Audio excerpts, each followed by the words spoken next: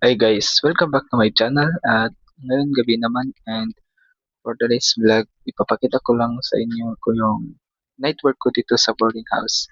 And simple lang to but walang arte pero ito talaga yung real life routine ko tapos ang maghapon.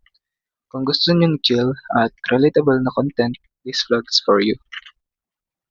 Unahin muna natin yung mga damit kasi kanina pa to nakatambak. Alam niyo yun, di ba? Pag hindi mo agad inaayos, mas lalong lalo siyang dadami.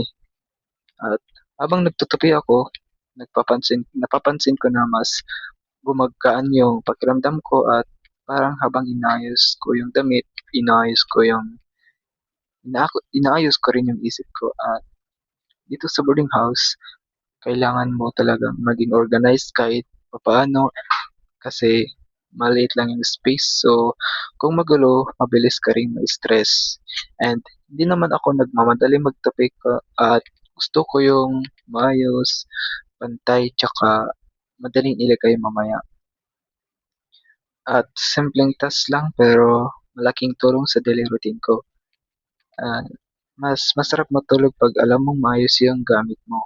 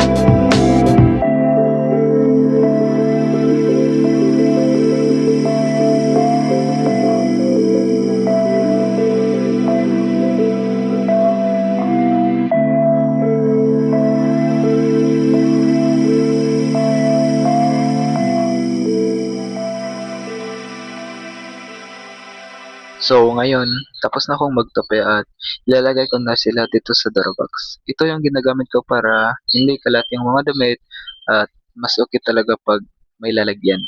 Kasi alam mo kung saan ka kukuha kinabukasan at hindi ka na makahanap, at hindi ka na may inis.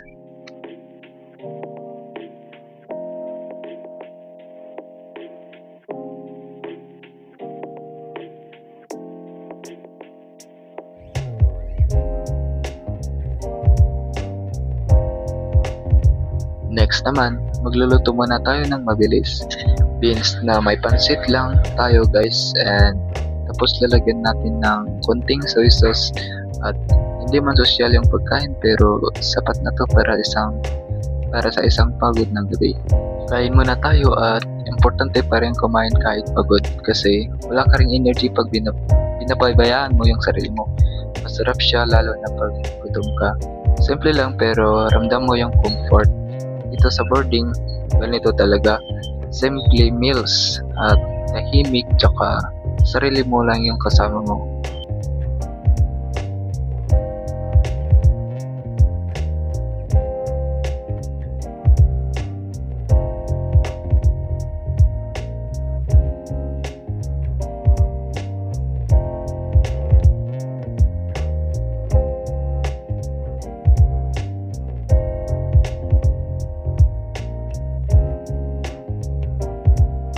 After kumain at ito na muna tayo sa isang panggawain. Inihiwalay ko yung mga shampoo at kupi ko sa sachet gamit ang gunting. At ginawa ko to para mas madali gamitin araw-araw. Isang sachet, isang gamit, walang sayang. Medyo matagal siya gawin pero worth it naman. Mas organized, mas malinis tingnan habang ginagawa ko to tahimik lang, walang music minsan. And parang ang peaceful lang ang ganitong moment. Small things like this talaga yung nagpapagaan ng buhay sa boarding house. At hindi man bongga pero practical.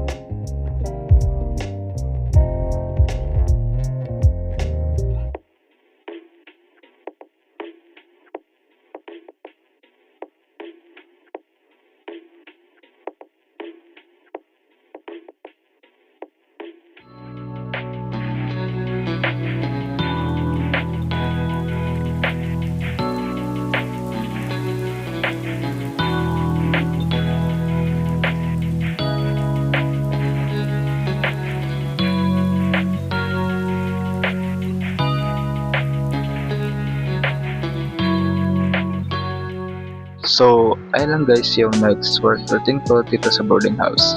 At simple lang pero ito yung araw-araw kong ginagawa para maging maayos yung space ko.